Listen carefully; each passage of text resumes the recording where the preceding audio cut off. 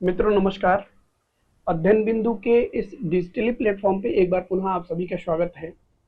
आज हम लोग करंट अफेयर की जो हमारी श्रृंखला चल रही है ना, इसी के अगले भाग में हम लोग अगले भाग लेके आए हैं, जिसमें हम लोग करंट अफेयर के ये जो वन लाइनर फॉर्म में आते हैं ना करंट अफेयर, चाहे वो बीपीएससी हो गया या यूपीपीएससी का ये जो 25 का जो पेपर होने वाला है, प्रारंभिक परीक्षा उसकी बात हो गई, या आरओ 2025 की जो वैकेंसी है उसकी जो बात हो गई। इसमें जो करंट अफेयर आता है ना, इसी को ध्यान में रखते हुए इसको शुरू किया गया है वन लाइनर फॉर्म को, है ना। लेकिन देखिए ध्यान दीजिए, यहाँ पे ना करंट अफेयर के दो फॉर्म आते हैं। एक में कॉन्सेप्ट पे अधिक ध्यान दिया जाता है, और दूसरा जो वन लाइनर फॉर्म होता है ना, वन लाइनर, इस पे आधारित क्वेश्चन आते हैं। तो एक तो कॉन्सेप्ट पे आते हैं, दूसरे वन लाइनर पे आते हैं। कॉन्सेप्ट के लिए अलग से हम लोग वीडियो बना रहे हैं और उस पर काम कर रहे हैं हम लोग। एक बार मैं आपको दिखाना चाहूँगा कि कॉन्सेप्ट पे हम लोग किस प्रकार से काम कर रहे हैं। जैसे, हाँ, इसको देखिए। कॉन्सेप्ट पे हम लोग जैसे मान लीजिए कि, हाँ, इसको हम लोग देखते हैं।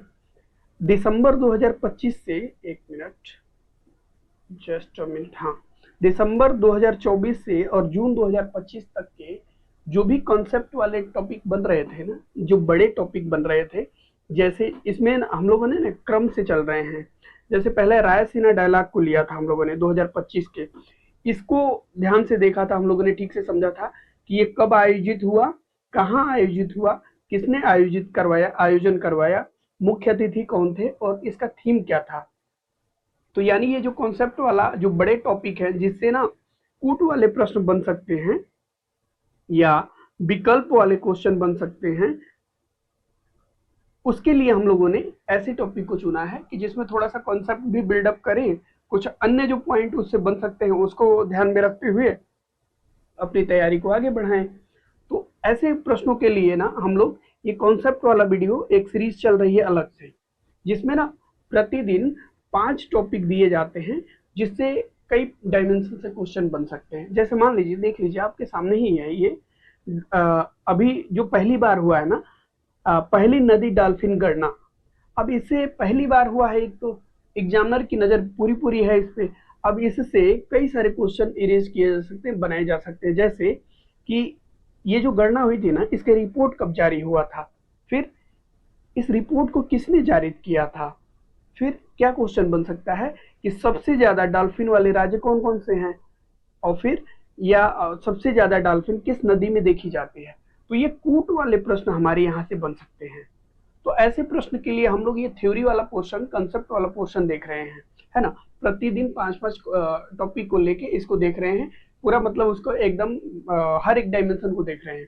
फिर अ, आप देखे होंगे कि जो प्रारंभिक परीक्षा होती है ना, तो वो कुछ प्रश्न, अभी जो ट्रेंड है ना यूपीपीएससी का, यूपीपीएससी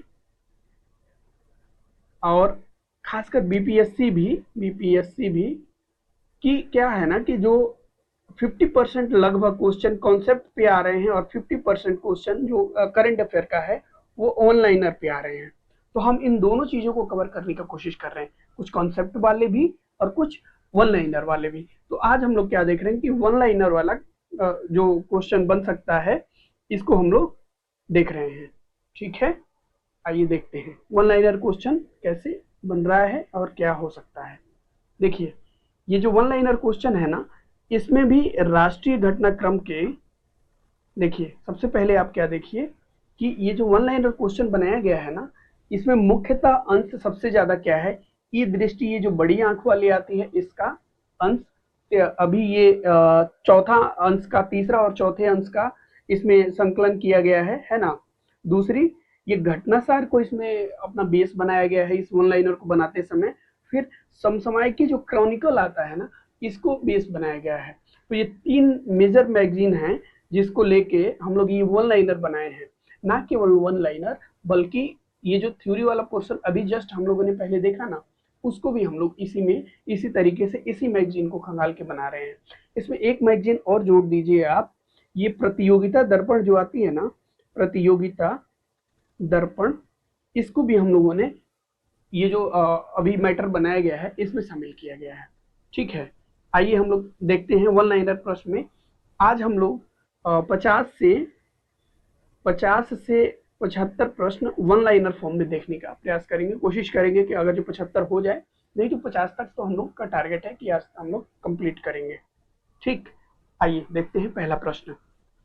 पहला प्रश्न कह रहा है कि आर्थिक मामलों, ये पहले प्रश्न को एक बार थोड़ा सा पहले भी हम लोगों ने देखा था, लेकिन उसको वहां पे ना इस रूप में नहीं देखा था, एमसीक्यू फॉर्म में देखा था। आज हम लोग ना वन लाइनर फॉर्म में देखने का प्रयास कर रहे हैं। वन लाइनर में फायदा ये होता है ना कि टू द पॉइंट हमें पता होता है ना, थोड़ा सा ना उसमें भटकाव की समस्या कम रहती है, जस्ट टू द पॉइंट। मान लीजिए पहला प्रश्न देखते हैं।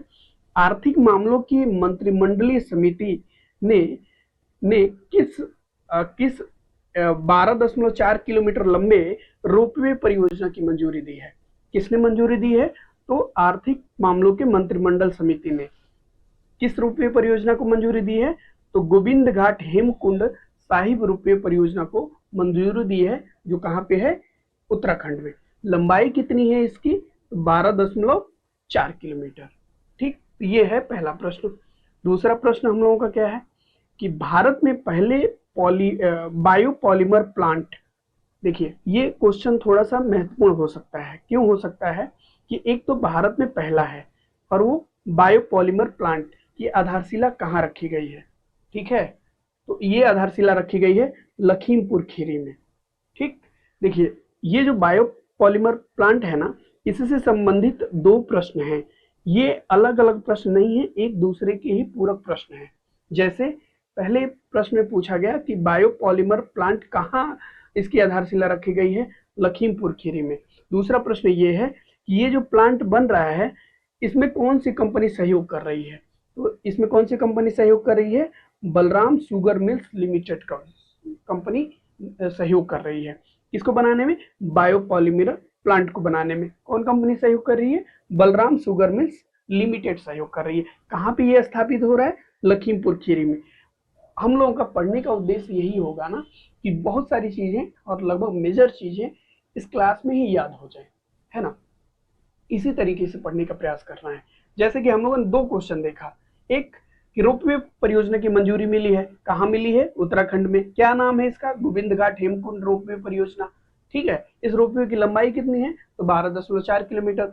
दूसरा प्रश्न हम लोगों ने देखा कि बायोपॉलीमर प्लांट की जो आधारशिला रखी गई है भारत में पहली बार, ये कहाँ पे रखी गई है? तो लखीमपुर खीरी में। और इस प्लांट को बनाने में कौन कंपनी सहयोग कर रही है? तो बलराम शुगर मिल सहयोग कर रही है।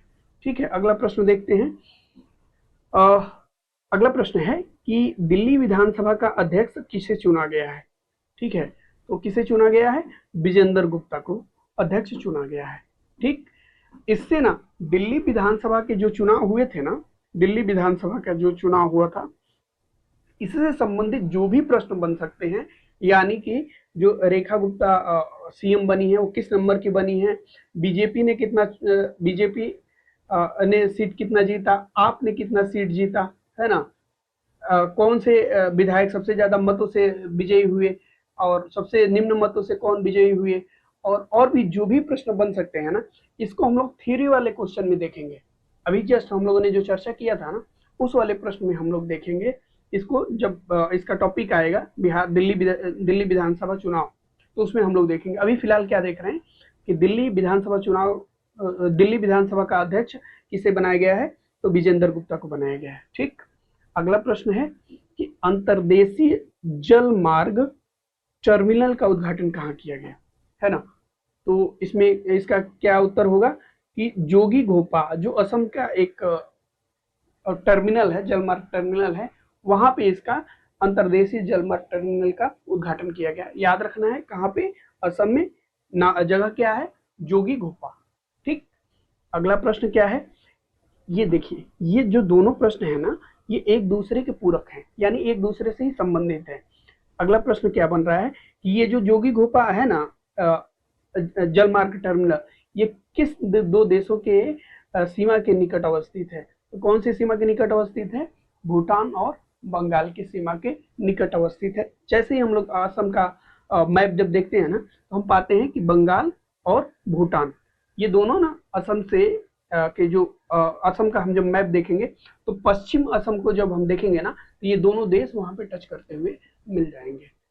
ठीक, अगला प्रश्न है कि भारत का पहला वर्टिकल बाईफेशियल सोलर प्लांट, देखिए ये भी महत्वपूर्ण है। क्यों महत्वपूर्ण है? आपको पता है कि क्यों महत्वपूर्ण है, क्योंकि भारत का ये पहला है, क्या है, पहला वर्टिकल बाईफेशियल सोलर प्लांट का उद्घाटन कहाँ किया गया है? तो किया गया है इसको ओखला बिहार जो है ना, ओखला बिहार मेट्रो स्टेशन जो है नई दिल्ली में, वहां पे किया गया है। ठीक, क्या है, भारत का पहला वर्टिकल बाईफेशियल सोलर प्लांट कहाँ पे? ओखला नई दिल्ली रेलवे स्टेशन, मतलब नई दिल्ली में ओखला जो रेलवे स्टेशन है वहां पे। ठीक है, अब देखिए ये जो प्रश्न है ना 8 नंबर 9 नंबर और 10 नंबर, ये प्रश्न अलग अलग नहीं है, तीनों प्रश्न एक दूसरे से मतलब एक ही जो घटनाक्रम है उसी से संबंधित तीनों प्रश्न बने हैं। क्या है घटनाक्रम? एक स्वावलंबनी कार्यक्रम योजना शुरू किया गया है। किस मंत्रालय ने शुरू किया है? किस मंत्रालय ने शुरू किया है? कौशल विकास मंत्रालय, उद्यमिता मंत्रालय ने कौन सी योजना शुरू की है? स्वावलंबनी कार्यक्रम योजना। ठीक है, ये इस कार्यक्रम जो स्वावलंबनी कार्यक्रम शुरू किया गया है, इसका मुख्य उद्देश्य क्या है? तो पूर्वोत्तर भारत की महिलाओं में उद्यमिता को बढ़ावा देना। अब देखिए यहीं पे अगर जो बीपीएससी या चाहे यूपीपीएससी हमको फंसाना चाहे तो फंसा सकता है। क्या फंसा सकता है? ये एक स्टेटमेंट दे कि स्वावलंबनी कार्यक्रम कौशल विकास मंत्रालय द्वारा शुरू किया गया है। दूसरा स्टेटमेंट है यह योजना संपूर्ण भारत की महिलाओं में उद्यमिता को बढ़ावा देने के लिए किया गया है। तो वहां पे हम क्या हो जाएंगे? गलत हो जाएंगे। क्यों गलत हो जाएंगे? क्योंकि ये केवल पूर्वोत्तर भारत की महिलाओं में उद्यमिता बढ़ाने के लिए शुरू किया गया, और पूर्वोत्तर में भी सभी राज्यों के लिए नहीं, केवल 3 राज्यों के लिए। कौन कौन से? असम, मेघालय और मिजोरम राज्य के लिए। ठीक, तो हम लोगों ने क्या देखा? 3 प्रश्न देखा यहाँ पे। क्या पहला क्या था हमारा मुख्य कार्यक्रम? स्वावलंबनी कार्यक्रम किसने शुरू किया? कौशल विकास मंत्रालय ने शुरू किया। ठीक, इसका उद्देश्य क्या था? तो पूर्वोत्तर भारत की महिलाओं में उद्यमिता बढ़ाना। पूर्वोत्तर भारत में भी विशेषकर किस राज्यों में? तो जो असम है, मेघालय है और मिजोरम है, इन 3 राज्यों की महिलाओं में उद्यमिता को बढ़ाने के लिए ये जो स्वावलंबनी कार्यक्रम योजना शुरू किया गया। ठीक, अगला प्रश्न हमारा 11वां प्रश्न क्या है कि गुजरात सरकार ने राज्य का पहला जैव विविधता धरोहर है ना किसे घोषित किया गया है? इस धरोहर के लिए, हाँ, धरोहर किसे घोषित किया है? तो किसे घोषित किया है? मैंग्रोव गुनेरी स्थल कक्ष है ना, ये मैंग्रोव गुनेरी स्थल का कक्ष जो है ना उसे घोषित किया गया है। किस राज्य की धरोहर? गुजरात राज्य की धरोहर घोषित किया गया है।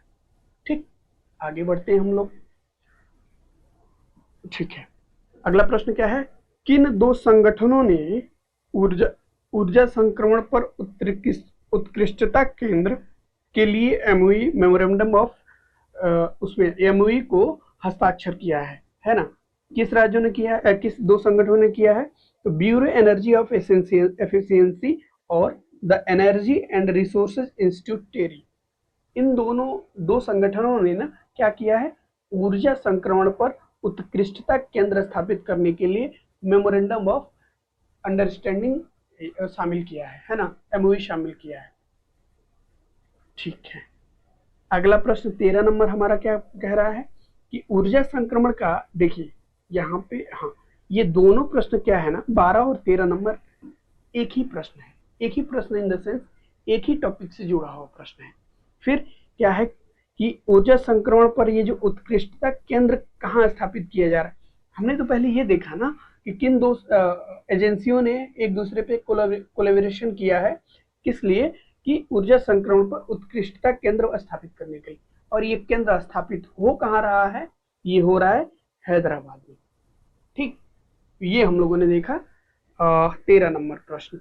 14 नंबर प्रश्न क्या है कि आदर्श तनयक, देखिए हाँ, इस परियोजना में ठीक है, ये 14 और 15 नंबर प्रश्न भी एक दूसरे के से रिलेटेड है। जैसे आदर्श तनयक गांव की आधारशिला कहाँ रखी गई है? आदर्श तनयक गांव की आधारशिला कहाँ रखी गई है? तो सोलन हिमाचल प्रदेश में रखी गई है ना। फिर यह किस दिशा में एक महत्वपूर्ण प्रयास है? कौन सी? क्या? तो यह मतलब आदर्श तनयक गांव किस दिशा में एक महत्वपूर्ण प्रयास है? तो आपदा प्रभावित क्षेत्रों के पुनर्विकास की दिशा में एक महत्वपूर्ण प्रयास है। ठीक, अगला प्रश्न क्या है? इस परियोजना को कौन कौन से संस्था सहयोग कर रहे हैं? देखिए, ना केवल 15, ये 16 नंबर क्वेश्चन भी तीनों एक दूसरे से रिलेटेड हैं। जैसे एक तो हम लोगों ने बताया कि ये जो परियोजना है, क्या आदर्श तनयक ग्राम की जो आधारशिला रखी है, ये कहाँ पे रखी गई है? हिमाचल प्रदेश के सोलन क्षेत्र में। फिर दूसरा कि ये किस दिशा में महत्वपूर्ण प्रयास है? तो किस दिशा में महत्वपूर्ण प्रयास है? आपदा प्रभावित क्षेत्र के पुनर्विकास में। अब देखिए, आपदा प्रभावित क्षेत्र का जो पुनर्विकास होगा तो कोई ना कोई संगठन, कोई ना कोई संस्था तो सामने आएगी ना, वही तो पुनर्विकास करेगी। तो कौन कौन सी संस्था सामने आई है? विज्ञान और प्रौद्योगिकी अनुसंधान परिषद यानी CSIR और हिमाचल प्रदेश की सरकार, और कौन से हैं? रक्षा भारत और जी इंटरटेनमेंट जी इंटरटेनमेंट। तीन संगठन यहाँ पे साथ काम कर रहे हैं। कौन सा? CSIR और हिमाचल प्रदेश की सरकार और जी इंटरटेनमेंट। ठीक है, किस पे काम कर रहे हैं? आदर्श तनयक गांव। देखिए, क्वेश्चन कैसे बन सकता है? क्वेश्चन ये पूछा जा सकता है कि आदर्श, हाल ही में चर्चा में रहा आदर्श तनयक गांव से आप क्या समझते हैं, या आदर्श तनयक गांव किस से संबंधित है। और वहां पे दे देगा आपदा प्रभावित क्षेत्र, या कुछ और विकल्प दे देगा कि पर्यावरण पारिस्थितिकी, या फिर भूकंप रोधी, फिर और भी 2-3 विकल्प दे देगा, तो वहां हम कंफ्यूज हो जाएंगे। हमको क्या ध्यान में रखना है? आदर्श तनयक गांव मतलब आपदा प्रभावित क्षेत्र के पुनर्विकास के लिए। ठीक, अब देखते हैं 17वां नंबर प्रश्न कि राष्ट्रीय मानसिक स्वास्थ्य पुनर्स्थान संस्थान का उद्घाटन कहाँ किया गया, है ना। राष्ट्रीय मानसिक स्वास्थ्य पुनर्वास संस्थान का उद्घाटन कहाँ किया गया? तो कहाँ किया गया? सिरोह के, मध्य प्रदेश के सिरोह में। ठीक है, जस्ट ये फैक्चुअल प्रश्न था। ये प्रश्न थोड़ा सा महत्वपूर्ण है 2-3 डायमेंशन से। जैसे विश्व का पहला महामृत्युंजय यंत्र जिसकी लंबाई कितनी है? तो 52 फीट है, कहाँ स्थापित किया गया है? तो तपोवन आश्रम जो स्थित है प्रयागराज में। तो महामृत्युंजय यंत्र कहाँ स्थापित हुआ है जिसकी लंबाई 52 फीट है? तपोवन आश्रम प्रयागराज में। अगला प्रश्न, भारत के लोकपाल ने प्रतिवर्ष किस तिथि को लोकपाल दिवस मनाने की घोषणा की है, निर्णय लिया है, घोषणा की है? तो ये प्रश्न इंपॉर्टेंट की श्रेणी में आ सकता है कि डेट पूछा जा सकता है कि लोकपाल दिवस कब मनाया जाएगा, प्रतिवर्ष कब मनाया जाएगा। तो कब मनाया जाएगा? 16 जनवरी को मनाया जाएगा। लोकपाल दिवस 16 जनवरी, लोकपाल दिवस 16 जनवरी, बिल्कुल इतना याद रखना है। ठीक, अब ये देखिए, हाँ, ये दोनों प्रश्न ना 19 और 20 एक दूसरे से संबंधित है। पहले लोकपाल दिवस का आयोजन कहाँ किया गया? तो नई दिल्ली में। कब किया गया? 16 अगस्त को, 16 जनवरी को, 16 जनवरी को लोकपाल दिवस मनाया जाएगा। कब मनाया जाएगा? 16 जनवरी को। ठीक, पहला लोकपाल दिवस कहाँ मनाया गया? नई दिल्ली में। अब ये 3 प्रश्न, 3 नहीं 4 प्रश्न, 21, 22, 23 और 24 एक दूसरे से संबंधित हैं, एक ही दूसरे के एक घटनाक्रम से संबंधित हैं। एक मिनट बाबू। ओके, ठीक, शुरू करते हैं। 18वां प्रवासी दिवस कहाँ आयोजित किया गया? 18वां प्रवासी दिवस सम्मेलन जो 2025 में आयोजित किया गया था, कहाँ आयोजित किया गया? तो ये आयोजित किया गया भुवनेश्वर के, उड़ीसा के भुवनेश्वर में। कब आयोजित किया जाता है? तो 9 जनवरी को आयोजित किया जाता है। ये 9 जनवरी को किस उपलक्ष्य में आयोजित किया जाता है? तो महात्मा गांधी जब साउथ अफ्रीका से वापस आए थे ना, महात्मा गांधी जब साउथ अफ्रीका से वापस आए थे, उन्हीं के याद में या उपलक्ष्य में मनाया जाता है ना प्रवासी दिवस। आप लोग कमेंट करके बताएंगे, ठीक है। दूसरा, ये 18वां प्रवासी दिवस कहाँ मनाया गया, तो उड़ीसा के भुवनेश्वर में। फिर 18वें प्रवासी दिवस का थीम क्या था, ये विषय पूछा गया है, यानी थीम ही पूछा गया है कि 2025 में 18वां प्रवासी दिवस जो हुआ उसकी थीम क्या थी, तो विकसित भारत में प्रवासी भारतीयों का योगदान। ये यहाँ से क्वेश्चन बिल्कुल बन सकता है और कई बार बना है क्वेश्चन। तो इस चारों बिंदु को हम लोग ध्यान में रखेंगे। क्या रखेंगे, ये 18वां प्रवासी दिवस कहाँ आयोजित हुआ या कहाँ मनाया गया, उड़ीसा के भुवनेश्वर में मनाया गया। इसका थीम क्या था, विकसित भारत में प्रवासी भारतीयों का योगदान। फिर इस ये जो सम्मेलन हुआ ना, इस सम्मेलन में मुख्य अतिथि के तौर पे किसे आमंत्रित किया गया था, तो क्रिस्टन कंगालू को आमंत्रित किया गया था। ये कौन थे, तो त्रिगनान एंड टैबोगो के राष्ट्रपति हैं। कौन है, क्रिस्टन कंगालू, क्रिस्टिन कंगालू, ठीक, ओके डन। अगला प्रश्न क्या है कि ये प्रवासी दिवस के दौरान किस अनूठी पर्यटन ट्रेन का उद्घाटन किया गया, तो किया गया प्रवासी भारतीय एक्सप्रेस को, ठीक है। तो ये हम लोगों ने क्या देखा, 18वां प्रवासी भारतीय जो शिखर सम्मेलन हुआ था, इसके से संबंधित जो 4 प्रश्न बन सकते हैं, इसको हम लोगों ने देखा था, ठीक। 1 मिनट, हाँ जस्ट अ मिनट, 1 सेकेंड का टाइम दें आप लोग हमें। चलिए शुरू करते हैं। 25 प्रश्न है, 24 प्रश्न तक हम लोगों ने देख लिया था। 25वां प्रश्न क्या है, उत्तर प्रदेश के किस जिले में औद्योगिक पार्क निर्माण की योजना को स्वीकृति मिली है, किस जिले में, गाजीपुर जिले में, ठीक है। सिंपल फ्लैट क्वेश्चन था कि यूपी में कहाँ पे औद्योगिक पार्क का निर्माण की मंजूरी दी गई है, कहाँ पे दी गई है, गाजीपुर जिले में, ठीक। अगला प्रश्न, रक्षा मंत्रालय ने सर्वसम्मति से वर्ष 2025 को किस रूप में मनाने का निर्णय लिया है, किस रूप में मनाने का निर्णय लिया है, सुधारों के वर्ष के रूप में, यानी ईयर ऑफ रिफॉर्म्स। किसने, रक्षा मंत्रालय ने। क्वेश्चन में गलत करने के लिए हमसे ये भी तो कहा जा सकता है कि गृह मंत्रालय ने सर्वसम्मति से 2025 को किस रूप में मनाने का निर्णय लिया है, सुधारों के वर्ष में। तो हमको ध्यान में रखना है कि गृह मंत्रालय की पहल नहीं है, ये किसकी पहल है, रक्षा मंत्रालय की पहल है, ठीक है ना। कैसे को रिलेट कर लेंगे, मान लीजिए कि अभी तक हमारी जो फॉरेन पॉलिसी थी क्या थी, डिफेंसिव थी, डिफेंसिव फॉरेन पॉलिसी थी ना, यानी बहुत सारी सुधार करने के आवश्यकता थी।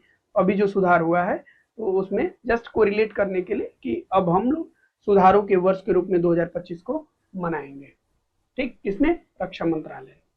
अगला प्रश्न, किस चिड़ियाघर में भारत का पहला, ये महत्वपूर्ण है ना, ये मैं इंपॉर्टेंट लिख दे रहा हूँ, क्यों इंपॉर्टेंट है, भारत का पहला है, क्या है, भारत का पहला वन्य जीव जैव बैंक है ना, जो वन्य जीव से संबंधित जो जैव एक जो भी इम्पोर्टेंट डीएनए या और भी सारी चीजें रखी जा सकती हैं, इसके लिए एक बैंक क्रिएट किया गया है। कहाँ पे किया गया है, तो ये Padmaja Naidu Himalayan zoological park Darjeeling चिड़ियाघर में। दार्जिलिंग कहाँ पे है, तो वेस्ट बंगाल में है ना, पश्चिम बंगाल में। तो ये कहा जा सकता है भारत का पहला वन्य जीव जैव बैंक कहाँ को खोला गया है, कहाँ स्थापित किया गया है, तो Padmaja Naidu Himalayan zoological park Darjeeling चिड़ियाघर में, ठीक है। अगला प्रश्न क्या है, 28 नंबर, केंद्रीय मंत्रिमंडल द्वारा किस नए रेलवे जोन को मंजूरी दी गई है। एक नया रेलवे जोन बन रहा है भारत में, कहाँ बन रहा है बाबू, तो ये साउथ कोस्ट रेलवे के नाम से एक नए जोन बनाने की मंजूरी दी गई है, ठीक। इससे संबंधित दो प्रश्न और हैं, दो नहीं 4 प्रश्न हैं। तो ये 28 नंबर क्वेश्चन, 29 नंबर क्वेश्चन और 30 नंबर क्वेश्चन, 30 नहीं 31 नंबर क्वेश्चन एक दूसरे से संबंधित हैं, यानी एक दूसरे के ही भाग हैं।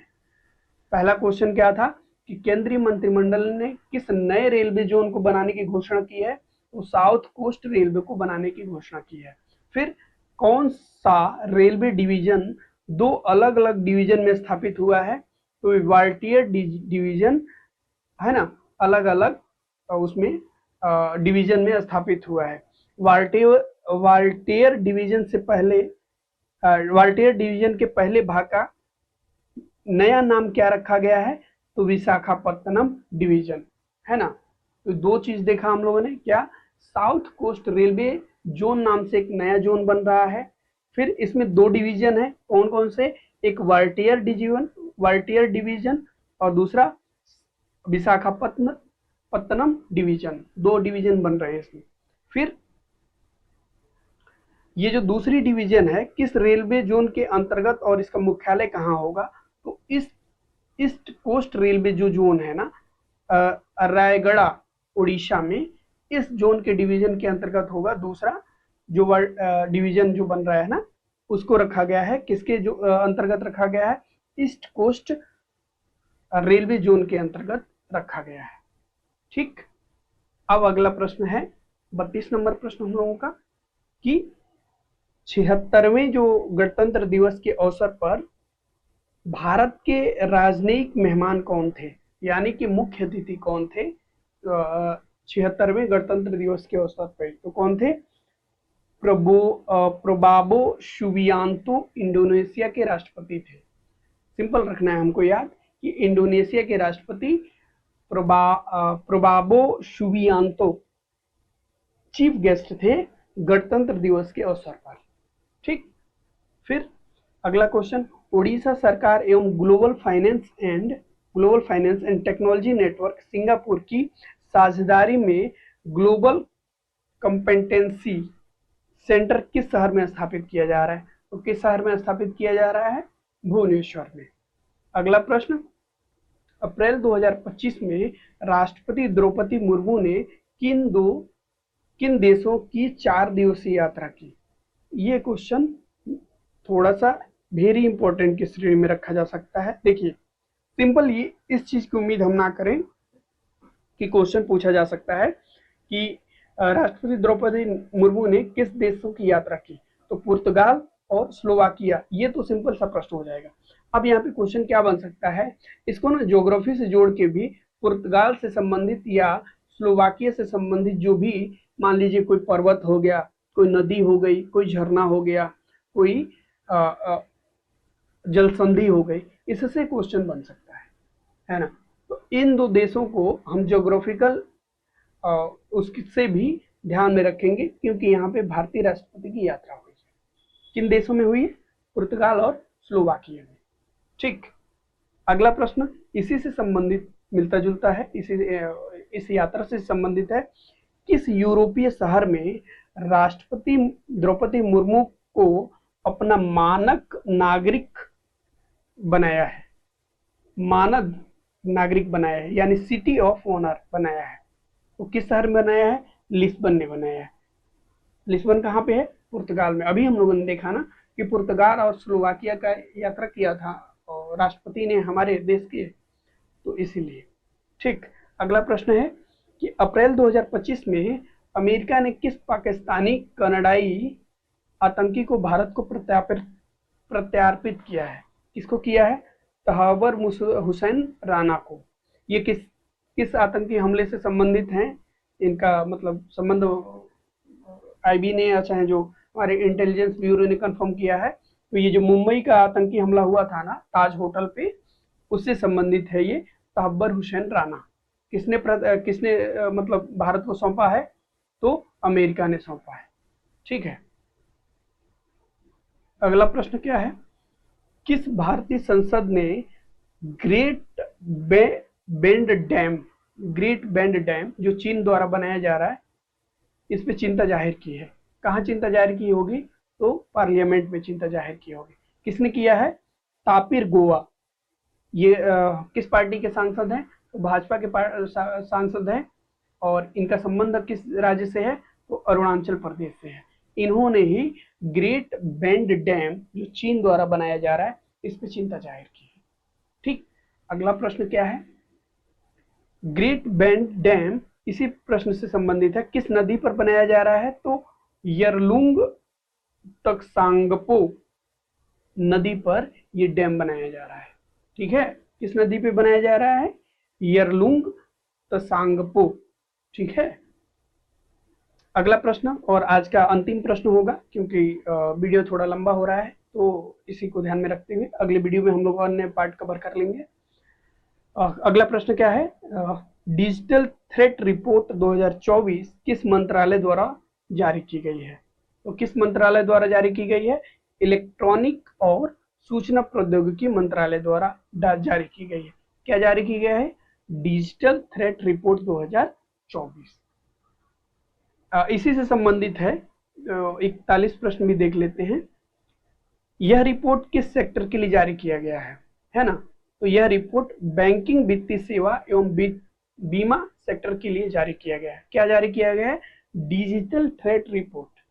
तो ये हम लोगों ने आज वन लाइनर से संबंधित प्रश्नों को देखा। हम लोग जान रहे हैं कि जो भी करंट अफेयर के क्वेश्चन आ रहे हैं लगभग 50% के आसपास थ्योरी या कॉन्सेप्ट वाले क्वेश्चन आ रहे हैं और 50% के आसपास वन लाइनर क्वेश्चन आ रहे हैं। तो हम इसी वन लाइनर क्वेश्चन को तैयार करने की ये एक क्लास या योजना या उसको शुरू किए हैं, जिसमें क्या है ना, दिसंबर 2024 से जून 2025 तक का क्वेश्चन को रखा गया है। कैसे मैगजीन को रखा गया है? तो क्रॉनिकल हो गया, फिर ई दृष्टि हो गया, फिर घटनासार हो गया, फिर प्रतियोगिता दर्पण हो गया। इन सब सारी मैगजीनों के जो निचोड़ है उसको इसमें शामिल किया गया है। ठीक है, आज के लिए इतना ही। अगले वीडियो में मिलते हैं, तब तक अपना ध्यान रखिए और पढ़ाई को जारी रखिए।